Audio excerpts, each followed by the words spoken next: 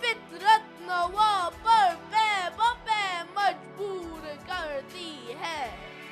ابھی محفل میں ہے شاید کوئی درد آشنا باقی. دلوں میں ولولے آفاق گیری کے نہیں اٹھتے. نگاہوں میں اگر پیدا نہ ہو انداز آفاقی.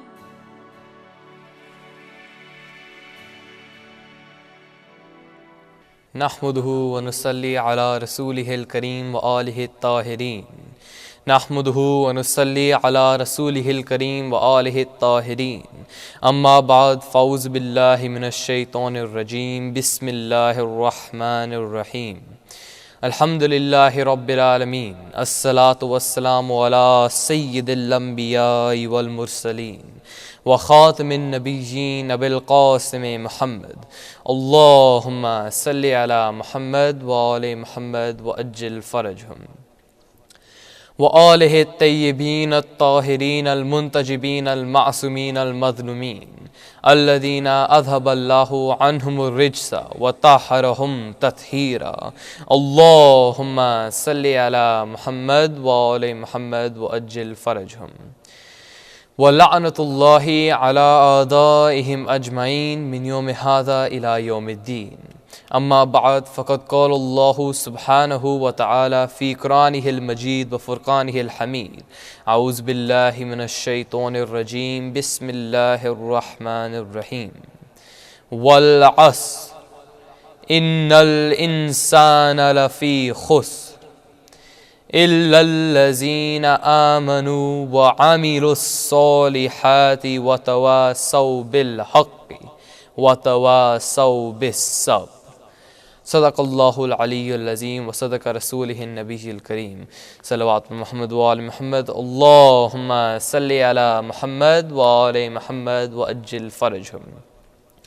In the name of Allah, the most beneficent, the merciful, I swear by the time man is indeed in a state of loss, except for those who believed and did righteous deeds, and exhorted each other to follow truth, and exhorted each other to observe patience.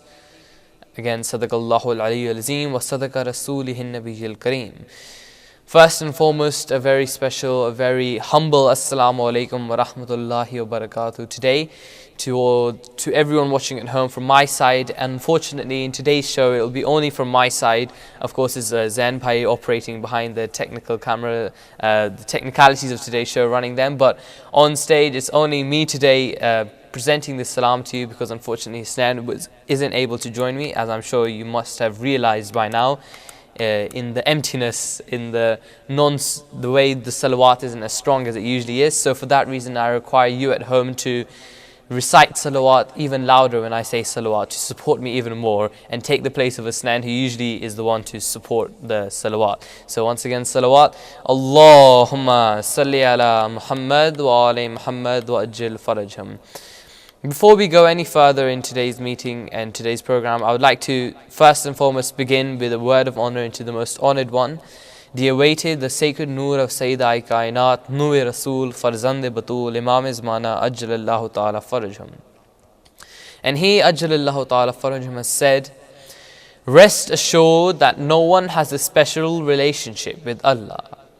Whosoever denies me is not my follower. The appearance of the relief of Al-Faraj depends solely upon Allah Almighty.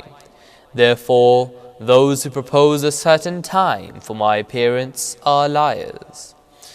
As to the benefit of my existence in occultation, it is like the benefit of the sun behind the clouds, where the eyes do not see. Indeed, my existence is an amnesty for the people of the earth. Therefore, pray much to Allah to hasten the relief, for therein also lies the release from all your sufferings. Now I request everyone watching at home to raise your hands and join me in the recitation of Dua Faraj. Allahumma salli ala Muhammad wa ali Muhammad wa ajil farajham. Bismillahir Rahmanir Rahim.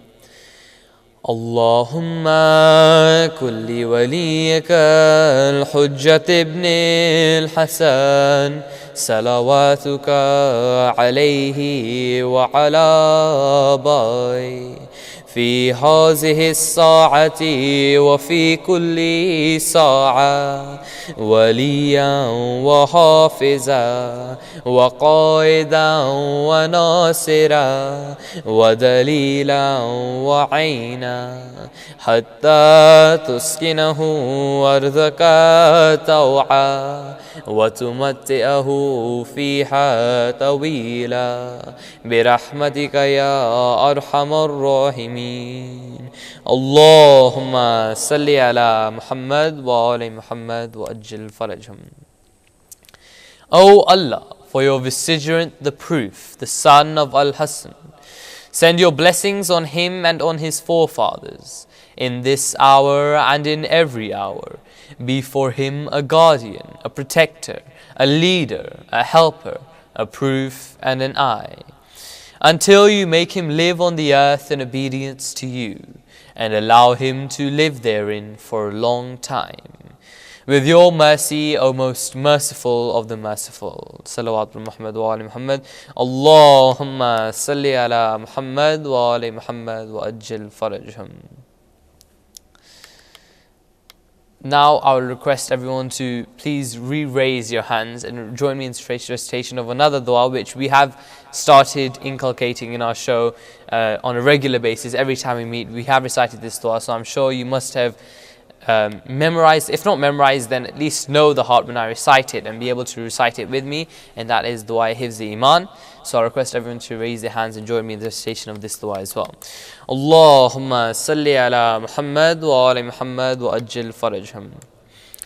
رضيت بالله ربا وبالإسلام دينا وبمحمد صلى الله عليه وآله وسلم نبيا وبعلي إماما وبالحسن والحسين وعلي ومحمد وجعفر وموسى وعلي ومحمد وعلي والحسن والخلف الصالح عليهم السلام أئمة وسادة وقادة بهمة والله ومن أعدائهم متبرا. Allahumma salli ala Muhammad wa ali Muhammad wa ajil farajhum. May Allah Almighty accept all our du'as for today and accept our homage and tribute to the court of Imam Hussain al-Islam, which we're going to present today together with your help and of course me as well. So once again, salawat. Allahumma salli ala Muhammad wa ali Muhammad wa ajil farajhum. Now, coming on to today's show, I'm sure you must all know that we are going through the days of gham, the days of sadness and sorrow, but we have passed the main 10 days of Muharram, the first 10 days of Muharram you can say, and then we've passed the major events that taken place within those 10 days, and we've passed the martyrdom of Imam Hussain alayhi salam and his holy family alayhi salam, and his Ahlul Bayt and his as well as Ahlul Bayt, his followers as well, his Sahaba. And however, we are still going through those days, we are still going through the aftermath of those 10 days, the shock waves and the impact that the martyrdom of Imam Hussain al-Islam and his close members, family members and friends had on not only the world at that time, not only the grief felt by those personalities, for us they're like mothers, but those sisters of Imam Hussain al-Islam, those wives of Imam Hussain al-Islam and relatives, and Imam Sajjad al-Islam, Imam Hussain al-Islam, not just their misery and not just their sorrow that they're feeling within these days, but also the impact that it had on Islam as a whole, and the impact that now the message and strength of Sayyidah Zainab al-Kubra salamullah alayha will have on keeping Islam alive and keeping the correct message, I should say, of Islam alive. For even if Islam is alive, even if some people claim to be Muslims, if they are not following the correct path of Islam and the correct path of the holy Ahlul Bayt alayhim salam, then it's not the real Islam. And that mission was left now after the 10 days of Muharram on the shoulders of Bibi Zainab salamullah alayha. So even though we are going through those days, this is our first meeting in Muharram, in these days of sorrow. So I will like to retract a bit and start from the beginning and talk about first and foremost the crux, the center point of Muharram, and that is the pious personality of Imam Hussain alayhi salam.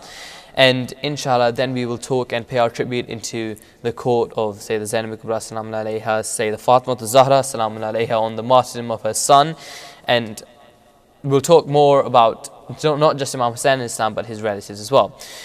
But first and foremost, I just want to start with a bit of an introduction, you can say, a bit of personality checklist, or a title, all the titles of Imam Hussain in Islam, and the virtues and piousness of his personality. Now, Imam Hussain alayhi salam, as I'm sure nearly every single, if not every single Shia mu'mineen will know, is the fifth of the infallibles. In fact, he is the last of the Panjtanibak, as it is said in Surah Ashura, 23rd ayah of Surah Ashura, I believe. قُلْ لَا أَسْأَلُكُمْ عَلَيْهِ أَجْرًا إِلَّا الْمَوَدَّةَ فِي الْقُرْبَى.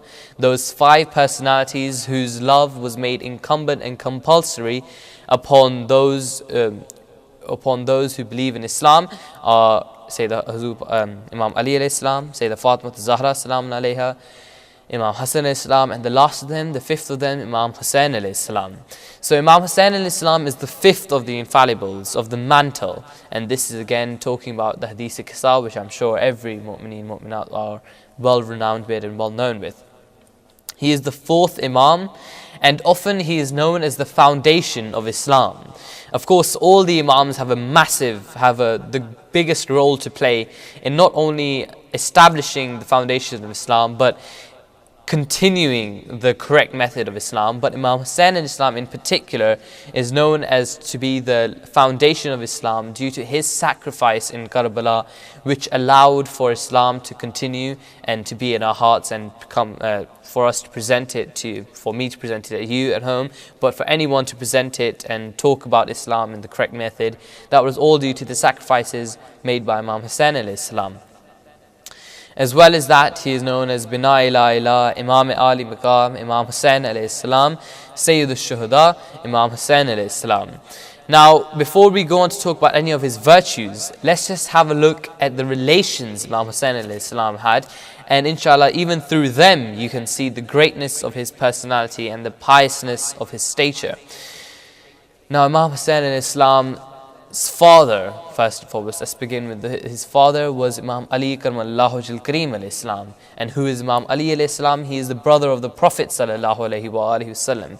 He is that for which the Prophet sallallahu alayhi wa alihi wasallam said, Man kuntu mawla fahaza aliyun mawla. Whosoever believes me as your master, then believe Ali alayhi salam. Then Ali alayhi salam is your master as well. And that is the father of Imam Hussain alayhi salam, who is Imam Hussain and Islam's pious mother. I'm sure everyone knows that is the pious and high stature of that lady who is the leader of all the ladies in heaven, of all the women in paradise, and that is Sayyidah Fatima Zahra salamun alayha. Now, talking about the father of Imam Hussain and Islam's mother, Imam Hussain and Islam's grandfather, he is that personality which is the greatest of all personalities, of all examples sent by Allah Almighty as a prophet, the last prophet, Hazur Pak sallallahu alayhi wa sallam, the last prophet of Allah Almighty, is the grandfather of Imam Hussain in Islam, that personality which was sent as the last and pivotal guidance and light and message for all of humanity. And of course that message was carried on through the Imamate, Imam Ali alayhi salam, Imam Hassan alayhi salam, then thirdly, Imam Hussain alayhi salam. And of course, then the brother of Imam Hussain alayhi salam, the pious brother of Imam Hussain alayhi salam, Imam Hassan alayhi salam, the second Imam of Islam, and he was that personality which was entrusted the whole role and responsibility of holding Islam on his shoulders throughout those periods where there were such mischievous and and evil personalities at work during his time, and yet he had the pivotal role of maintaining peace and maintaining and stabilizing the correct way of Islam. And then, of course, the line of Imamate continues from Imam Hussain al-Islam through the personality Imam Zain al-Abdin al-Islam, Imam Sajjad, also known as Imam Sajjad, and that is, of course, the fourth Imam of Islam. So Imam Hussain al-Islam, what we can learn from this is that pious and unique personality whose not only father is an Imam, not only his brother is an Imam, but his son is also an Imam, and he himself is also an Imam. And in fact, the lineage of Imamate is carried on from him and his son. So he is that pious and central, pivotal personality. And just from those relations, just from those pious relations, as I said, you can understand the high stature of Imam Hussain alayhi salam.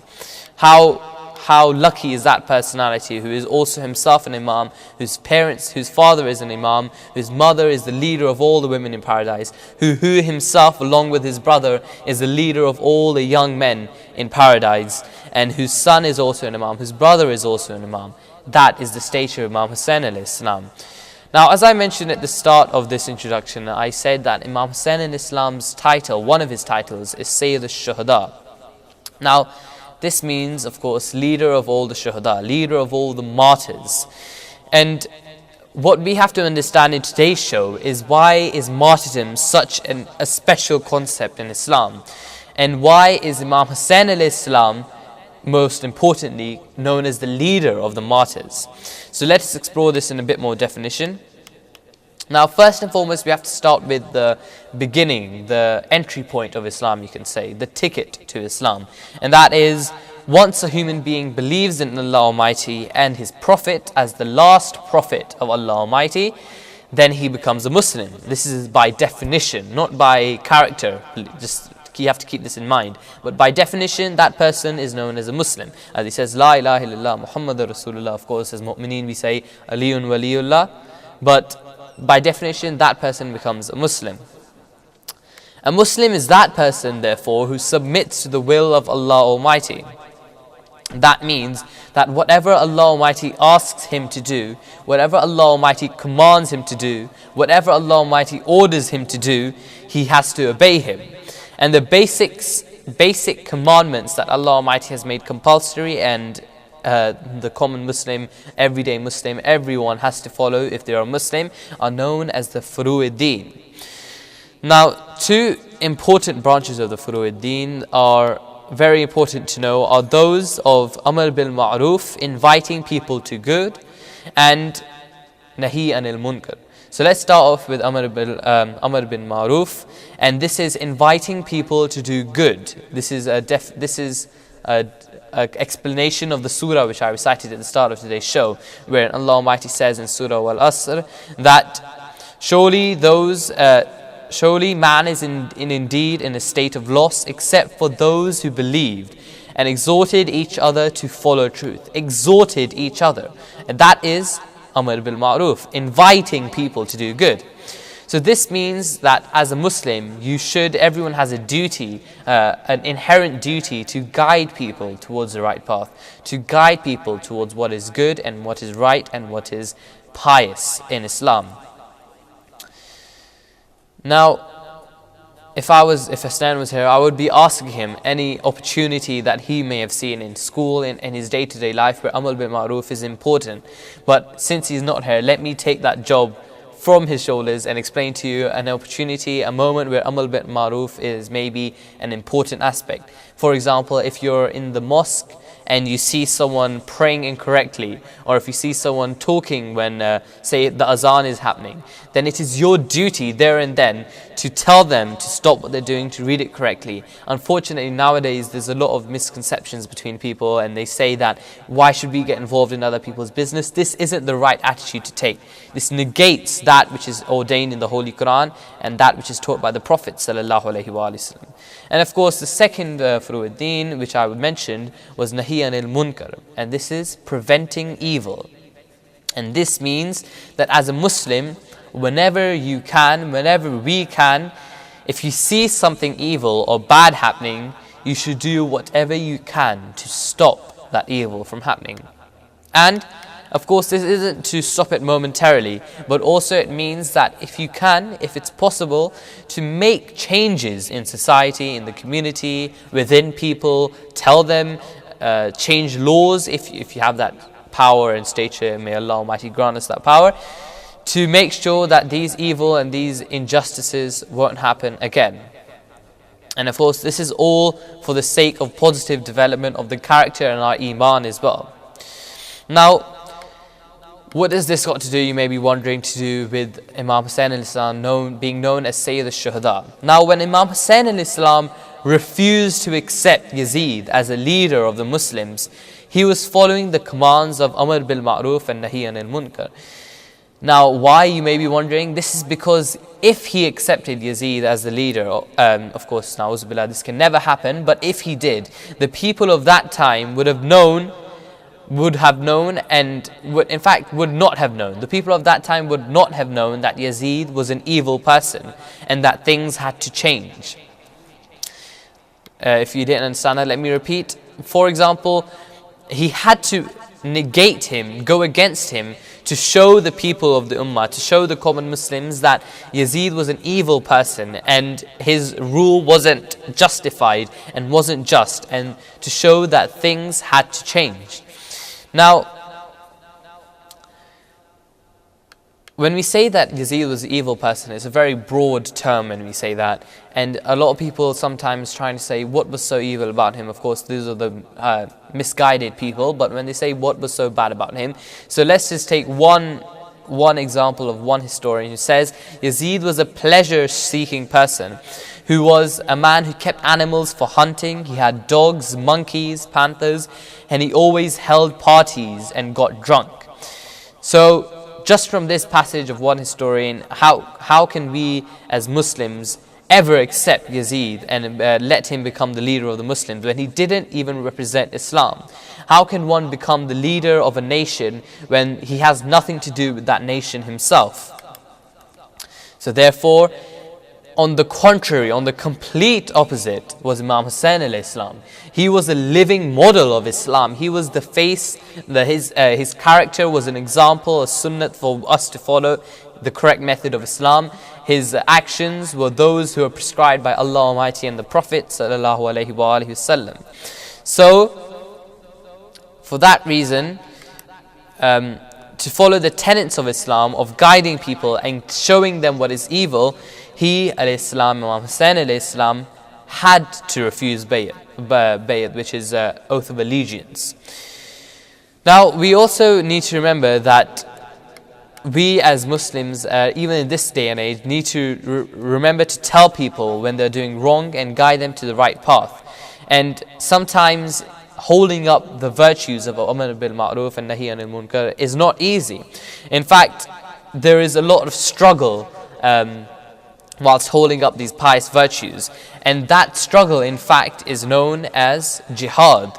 And this isn't the jihad that you see nowadays, unfortunately, imposed by those people who are inflicting zulm and inflicting tortures and inflicting badness on the people around the world, and tortures and their rule and their order, forcing people to follow Islam. That is not jihad. Jihad is the struggle which is faced by every Muslim in a day-to-day life in upholding the values of Amr bil Ma'ruf and Nahi anil Munkar.